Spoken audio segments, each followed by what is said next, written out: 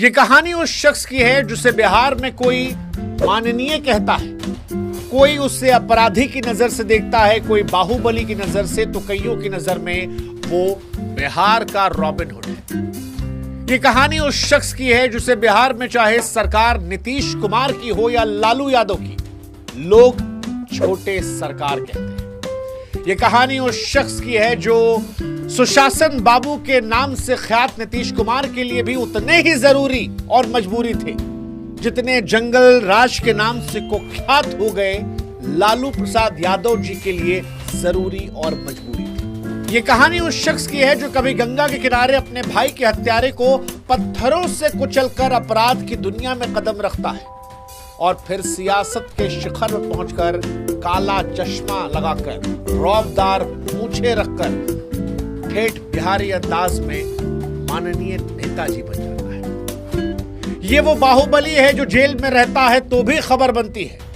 और जब जेल से बाहर निकलता है तब भी खबर बनती है। ये वो शख्स है जिसे जेंजी की भाषा में कहें तो अनफिल्टर्ड नेता का टैग मिला है, जिसका हर इंटरव्यू वायरल है। नीतीश जी लालू जी में कौन अच्छे?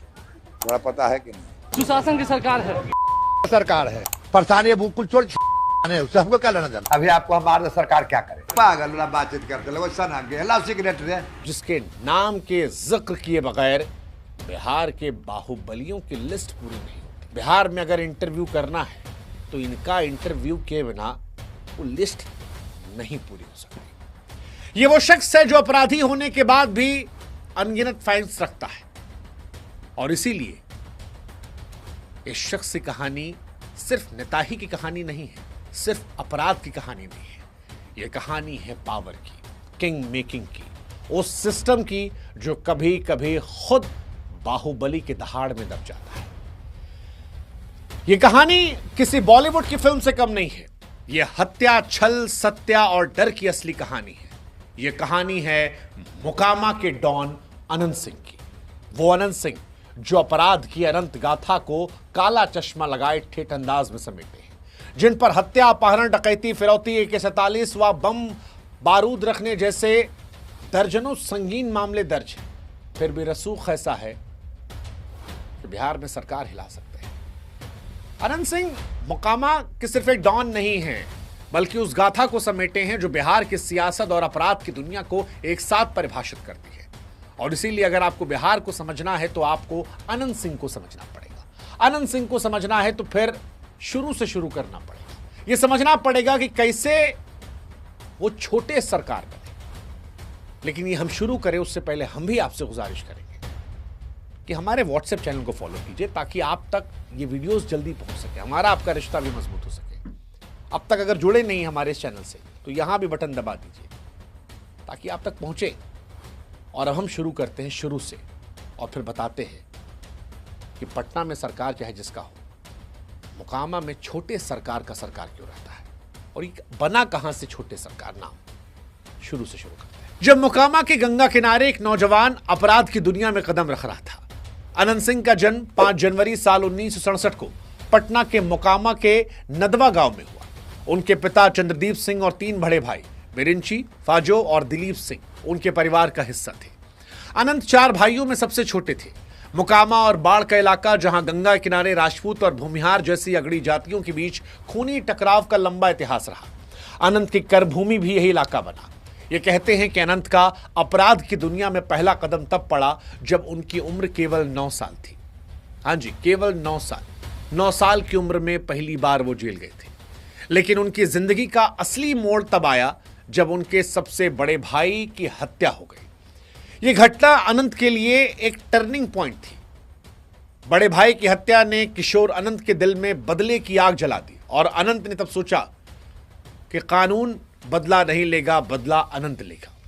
कहानी कुछ ऐसी है कि अनंत ने गंगा नदी तैर कर पार की और फिर अपने भाई के हत्यारे को नदी किनारे पत्थर से कुचलकर मार डाला।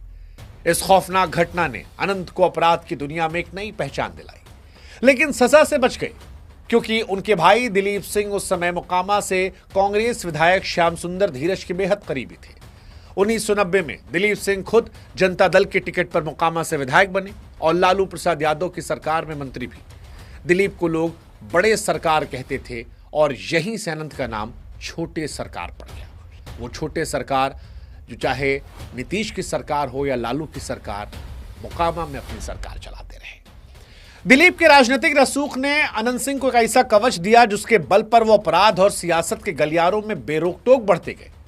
मोकामा में उनका नाम दहशत का पर्याय बन चुका था। लोग अब तक कहते हैं कि छोटे सरकार की मर्जी के बगैर मोकामा में पत्ता नहीं हिलता। अनंत सिंह की जिंदगी में अपराध और सियासत का ऐसा मिश्रण था कि मानो शराब में कोल्ड ड्रिंक मिली हो। दोनों एक दूसरे को और नशीला बनाते। 80 का दशक बिहार के लिए उथल पुथल का दौर था।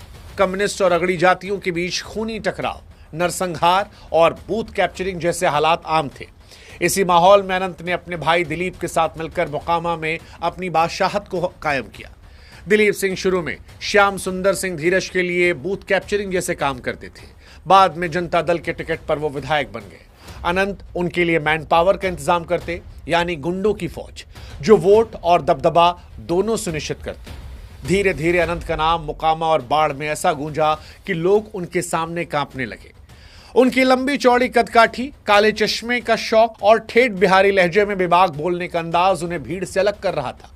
उनके वायरल वीडियो में यह रौब साफ साफ झलकता है। आपने अक्सर उनको अपने वीडियोस में कहते सुना होगा कि हमको सियासत में कोई दिलचस्पी नहीं थी, नीतीश जी ने जबरदस्ती डाल दिया। तो कहीं कहते हैं कि हम तो सीधे साधे आदमी थे, जनता काम करते हैं।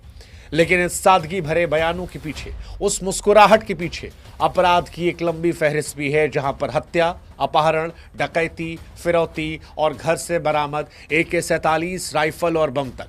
अनंत की ताकत सिर्फ उसके गुंडे की फौज में नहीं थी, बल्कि जनता से जुड़ने की कला में भी रही। वो गरीबों की मदद करते, बाकी बाहुबलियों की तरह स्कूल अस्पताल भी बनवाते। और यही वजह है कि जैसे कई बाहुबलियों को रॉबिन हुड का टैग मिलता है, मोकामा में लोग उन्हें भी रॉबिन हुड के तौर पर देखते। उनके लिए अनंत सिंह वो शख्स थे जो सिस्टम की नाकामी को अपनी ताकत से भर देते थे। और इसीलिए छोटे सरकार के दरबार में जनता की भीड़ जो है साल दर साल बढ़ती रही। अनंत की कहानी को बिहार की सियासत के दो बड़े चेहरे नीतीश कुमार और लालू प्रसाद यादव के बगैर समझना भी नामुमकिन है। ये दोनों नेता बिहार की राजनीति में दो ध्रुव रहे और अनंत का रिश्ता दोनों के साथ दोस्ती और दुश्मनी का अनोखा मेल रहा। नीतीश कुमार और अनंत सिंह के रिश्ते की बात की जाए तो 2004 के लोकसभा चुनाव में नीतीश कुमार को बाढ़ सीट से जिताने में अनंत और उनके भाई दिलीप का बड़ा हाथ था। उस वक्त नीतीश को भूमिहार और राजपूत वोटों की जरूरत थी और अनंत इन दोनों समुदायों में गजब का प्रभाव रखते थे। एक बड़ा किस्सा मशहूर है, जब नीतीश नामांकन दाखिल करने के बाद अनंत को देखकर उनके पास पहुंचे और हाथ जोड़कर नमस्ते कर लिया। अगले दिन अखबारों में तस्वीर छपी जिसने नीतीश कुमार को थोड़ा असहज कर दिया था। लेकिन यहां पर दुनिया को अनंत का रसूख भी दिखाई पड़ा। 2005 में नीतीश ने अनंत को जनता दल यूनाइटेड से मोकामा का टिकट दिया। अनंत ने बड़े अंतर से जीत हासिल की, लेकिन जैसे जैसे नीतीश की सुशासन बाबू वाली छवि मजबूत हुई, अनंत उनके लिए बोझ बनने लगे। 2015 में नीतीश ने लालू के साथ जब महागठबंधन किया तो अनंत पर शिकंजा कसा। उनके घर से हथियार बरामद हुए, उन पर UAPA जैसे संगीन मामले दर्ज हुए। नीतीश की साफ सुथरी छवि के लिए अनंत अब एक दाग की तरह थे। वैसे अनंत का रिश्ता लालू के साथ भी करीबी रहा। उनके भाई दिलीप को लालू ने ही जनता दल से टिकट दिलाया था, लेकिन लालू यादव के उस दौर में जंगल राज के आरोपों और अनंत का बाहुबल एक दूसरे से टकराने लगे। 2015 में जब नीतीश ने लालू के साथ गठबंधन किया, तब कहा जाता है कि लालू यादव ने ही अनंत पर कार्रवाई की मांग की थी। लालू यादव ने कहा था कि अनंत सिंह ने पुटुस यादव की हत्या करवाई और अब देरी किस बात की। इसके बाद अनंत को गिरफ्तार किया गया, लेकिन सियासत का बड़ा गजब खेल रहा। 2020 में लालू की पार्टी राजद ने अनंत को अपने सिंबल पर मोकामा से चुनाव लड़वाया और वो फिर जीत गए। ये वही अनंत सिंह थे जिन्हें लालू ने जेल भेजने की वकालत की थी। और ये घटना दर्शाती है कि सियासत में ना किसी का कोई दोस्त होता है, ना अस्थायी दुश्मन, और अनंत इस खेल को बखूबी समझते थे।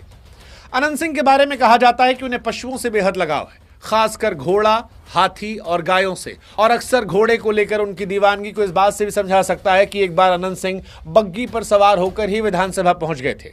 अनंत सिंह के खास घोड़े का नाम लाडला है और अक्सर उनके वायरल वीडियोस में वो नजर भी आता है। समर्थक कहते हैं कि लाडला घोड़े को सुबह सुबह देसी गाय का दूध पिलाया जाता है। एक किस्सा बड़ा मशहूर है कि 2007 में अनंत सिंह जानवरों के मेले में लालू का घोड़ा खरीदने पहुंचे थे।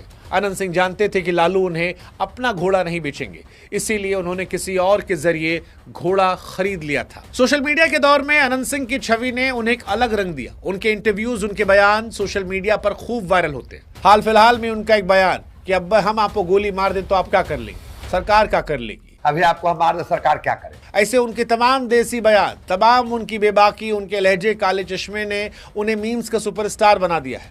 कई सारे ऐसे बयान हैं जहां पर अनंत को देखकर लोग हंसते हैं, मुस्कुराते हैं, उनके बाहुबल, उनके अपराध को भूल जाते हैं। जैसे बयान कि हम तो साधारण आदमी हैं, न पढ़ाई किए न बड़ा सपना, बस जनता काम करते हैं। फिर किसी बयान में जहां वो कहते हैं कि लोग कुर्सी के लड़ते हैं, हमको बस मुकामा से मतलब है। हालांकि उनके बयान उनके सियासी दुश्मनों को भी मौका देते हैं, खास तौर पर जब वो नीतीश और जदयू के बड़े नेता ललन सिंह पर हमलावर होते हैं। लेकिन यही अनंत की खासियत रही है, वो चाहे जेल में हो या बाहर, वो हमेशा सुर्खियों में रहते हैं। अनंत सिंह की वायरल छवि से तर अनंत सिंह की एक और छवि है जो अपराधी की है। इसमें हत्या, अपहरण, डकैती, फिरौती और गैर कानूनी हथियार रखने जैसे तमाम संगीन आरोप हैं। मसलन 2007 रेशमा काजल मर्डर केस, अनंत पर एक महिला रेशमा के बलात्कार और हत्या का आरोप लगा। बाद में पता चला कि शव काजल नाम की एक ब्यूटी पार्लर कर्मी का था। पुलिस ने साजिश बताकर अनंत को इस मामले में क्लीन चिट दे दी। 2015 में पुटुस यादव हत्याकांड, मोकामा में एक युवक की हत्या के मामले में अनंत पर आरोप लगे। उनके घर से INSAS rifle, bullet proof jacket और खून से सने कपड़े बरामद हुए। 2019 में AK-47 की बरामदगी, अनंत के घर से AK-47 गोलियां और बम बरामद हुए। इसके बाद उन पर UAPA के तहत केस दर्ज हुआ। यह बिहार में पहला मामला था जिसमें किसी व्यक्ति पर UAPA लगा। 2025 में भी सोनू मोनू गैंग विवाद, एक लेन देन के मामले में सोनू मोनू गैंग के साथ गोलीबारी में अनंत फिर विवादों में आए, वापस जेल गए। लेकिन इन सब के बावजूद अनंत बार बार जेल से बाहर आए और उनकी जमानत और बरी होने कहानियां चर्चित रहीं, वैसे ही जैसे ही उनके अपराधों की कहानियां चर्चित रहीं। अनंत की सियासी जिंदगी की बात की जाए तो ये बड़ी रोलर कोस्टर सी रही है। 2005 में अनंत सिंह पहली बार जदयू के टिकट पर मोकामा से विधायक बने। इसके बाद 2010, 2015 और 2020 भी जीते। 2015 में वो निर्दलीय लड़े, फिर भी जनता ने उन्हें चुना। 2020 में रजत के टिकट पर जीते, लेकिन 2022 में UAPA केस में 10 साल की सजा होने के बाद उनकी विधायकी रद्द हो गई। उनकी पत्नी नीलम देवी ने उपचुनाव जीता, जिसके लिए ललन सिंह ने प्रचार भी किया। 2024 में अनंत पैरोल पर बाहर आए और नीतीश व ललन की तारीफ की। ये उनके पुराने बयानों से उलट था जिसमें नीतीश को वो बेकार मुख्यमंत्री कहते थे।